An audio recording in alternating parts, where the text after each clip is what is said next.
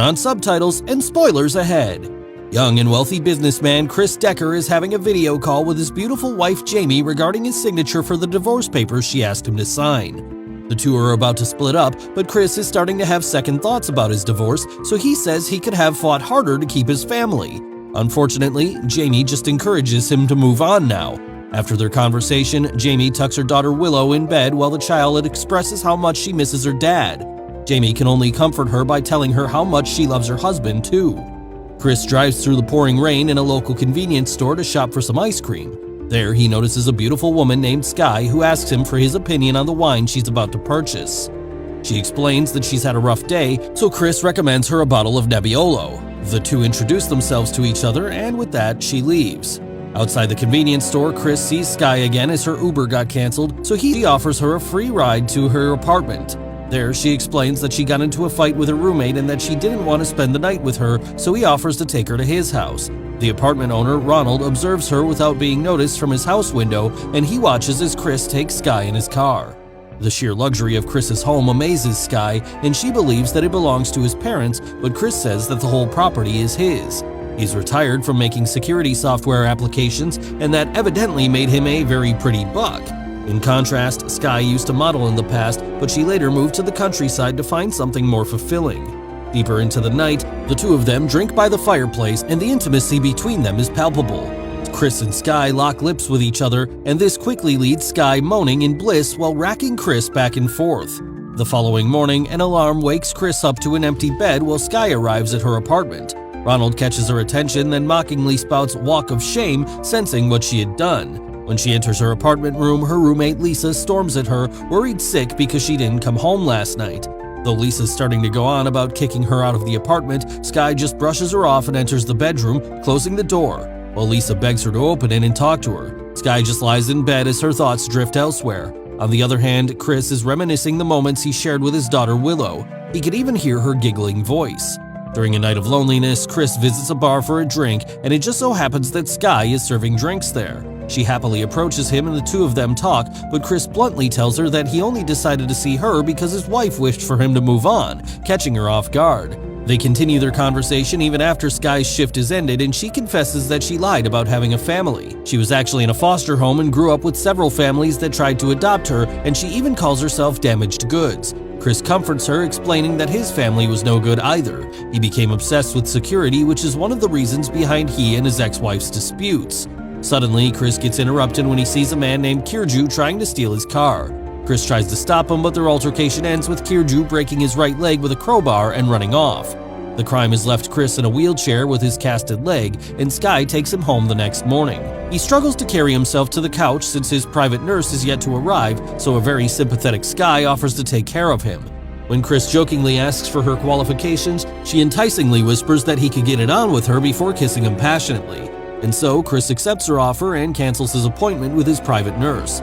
He entrusts his home passcodes to her, and Sky leaves to retrieve her belongings from her home. Lisa waits for Sky's return in her apartment with Ronald watching her. He comments that she was doing good for herself before Sky came into her life, but Lisa tells him to shut up as Sky arrives, smirking at Ronald and saying he's just jealous. The two ignore Ronald, and Sky walks inside the apartment room to pack up her things. Lisa cries, demanding an explanation from Sky. Instead, she asks her to sit with her in bed, and Sky kisses her lips, calming her down. A sleeping Chris is woken up by Sky's gentle voice, seducing him already. Chris kisses her lips and begs her for more, and they fill the remaining hours by spending the night together. Lying down in bed, Chris tells Sky that he loves her, and she responds that it's probably the drug's side effect. He asks her if she would feel the same way, but she confesses that she already loves him. Ronald bangs on Lisa's apartment door asking for the rent, but when he doesn't receive a response, he forces it open. To his utter shock, he finds Lisa's dead body with both her wrists slit in a bathtub filled with blood. Meanwhile, Sky's testing the face security scanner just as Chris was waking up. Detective Lane interviews Ronald regarding Lisa's death, suspecting that she was murdered. Ronald believes that she had killed herself after her lover, Sky, left her in such a depressed state. The detective isn't convinced though, since he can't find any trace of a woman named Sky in their database. Their conversation is interrupted when the media arrives, but the detective gets upset with Ronald facing them only to blabber on about the apartment's history. Meanwhile, Jamie video calls Chris to follow up on their divorce papers, but he reasons that he can't do them right now.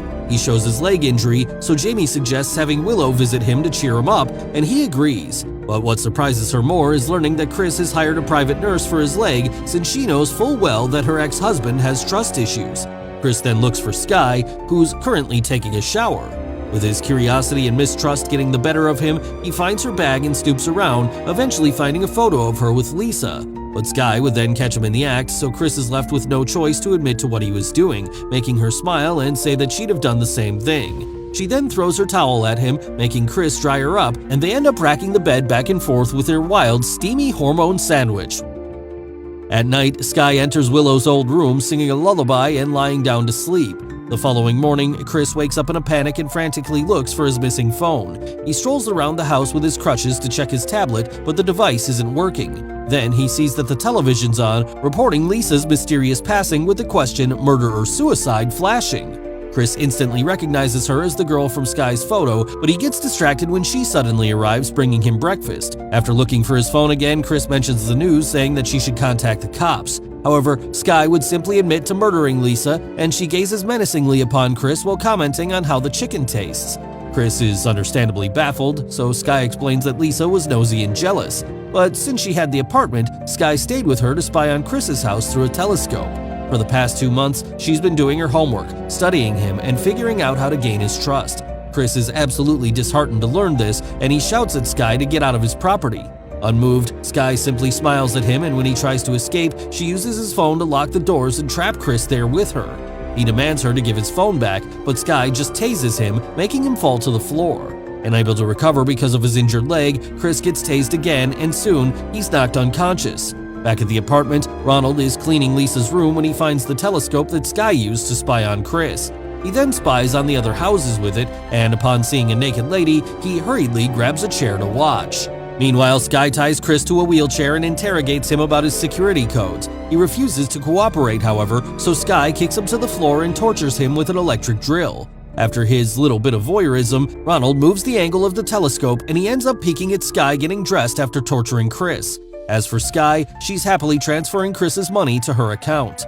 Morning comes with Chris in agonizing pain as Ronald watches. Skye fixes Chris up to make him look presentable for the bankers and brokers. She plans on liquidating his stocks to fund her own self-made company, but Chris isn't having any of that. He struggles to escape and even attempts to choke Skye, but she just stabs his chest with a pair of scissors. After threatening to hurt his family if he doesn't cooperate, she proceeds to take away all his gadgets, unplug every security wiring, then take pictures of his art collection. Later on, some people start to arrive and Chris gets hopeful, only to get crushed upon seeing Kyrju. She then gives him a rundown on what they'll be selling from Chris's possessions. Sometime after, Ronald's secretly waiting in his car while Skye leaves the house. She made sure to leave Chris's mouth with duct tape, rendering his screams for help futile. Thinking that the coast is clear, Ronald breaks a window and enters Chris's home, where he finds him wounded and tied up to his wheelchair.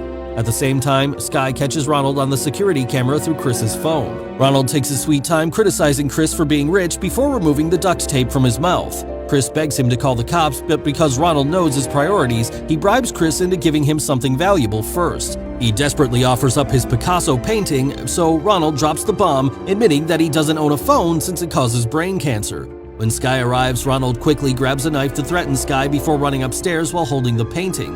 Unfazed, Skye smiles ominously at Chris and faces him in the house monitor as she walks upstairs with a samurai blade. She gleefully monitors Ronald's movements through Chris's phone, and with Skye focused on the loon, Chris breaks free from his captivity. He hastily rides a snowmobile to the backdrop of Ronald's agonized voice while Skye repeatedly stabs him. However, Chris falls on the road and he almost gets hit by a car. The driver, Sebastian, helps a paranoid Chris get in his car and assures him that there is no woman following him. Sebastian dials the number, then calls the cops before handing it to him so he can explain his situation. But when the car reaches its destination, Chris is equal parts surprised and horrified to see that they just went back to his house. Sebastian knocks him unconscious, and a bloody Skye welcomes him. They take him back inside with Sebastian mocking how pathetic Chris looked after believing he was saved. Skye leaves them alone, letting Sebastian introduce himself as Skye's stepfather. He goes on about how people like Chris get robbed by people like himself, and he even brags about how he nurtured and trained Skye's skills of deception. At this point, Sebastian's almost justifying what they're doing by saying that Chris didn't manage to get all his wealth on his own. he didn't get it all just by being smart because so many other people are smart. He points to the outside of Chris's house, emphasizing how he's up there all protected in his hill while the people he looks down on, the people below him, are looking up at him with hungry eyes. But Chris is unfazed, and with restraint, he asserts that he doesn't look down on anybody but Sebastian, that he can't twist this into some socio-political bullcrap because he and Sky are thieves and killers, nothing more. That night, Chris's heart breaks even further as he listens to the cacophony of Sky and Sebastian's moans while they roughly have their way with each other. Later on, Sky walks up to Chris, explaining that she had to feed the wolf, much to his disgust. She then starts showing something that's akin to pity, confessing that she'll miss the life she had with him, but Chris just retorts that everything she says are just lies, and he even questions if Sky's her real name. Still, he confesses that he genuinely loved her. He could have given all he had to her, she didn't have to take it. Sky retorts that he's a liar, and since she knows about the grand fortune he's hiding in the bank, she brings him to Sebastian. The money can only be accessed through his thumb mark, so they cut off his thumb, letting Chris's curdling screams end the night. As promised, Jamie arrives at Chris's house to drop Willow off. The girl quickly runs into her room while Jamie looks around, perturbed by the mess. When she sees the bloodstains on the floor, she immediately orders Willow to come back, only for a very nonchalant Sky to waltz in with Willow in her arms. Jamie sternly demands that Sky let her daughter go, and as soon as she does, she asks where Chris is. Sky chirpily tells them to come back another time since he's still sleeping, spurring Jamie to threaten that she'll call the cops. The mother-daughter pair grows even more unsettled when Sebastian shows up, and soon they're locked in a room with an injured Chris, who cries upon reuniting with his daughter. Meanwhile, Sebastian ties Chris's severed thumb to his finger to enact their plan of getting the last of Mr. Millionaire's liquid assets.